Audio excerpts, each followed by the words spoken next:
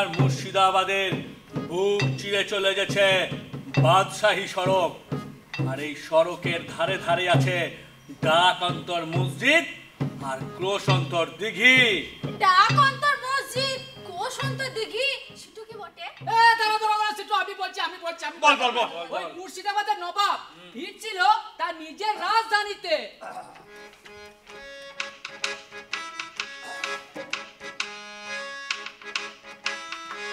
আর ঠিক এমন সময় পথেই দেখা হলো এক ফকিরের সঙ্গে। হ্যাঁ, ফকির কি বললো? ফকির বলল,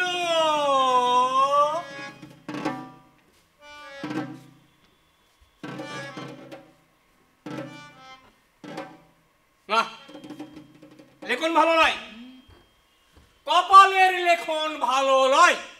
তোমার বাপু ওই রাজধানীতে গিয়েই মরণ। পায়ে ধরলো নবাব। হ্যাঁ, বলো হুজুর আমাকে বাঁচান। আর পীর কি বললে?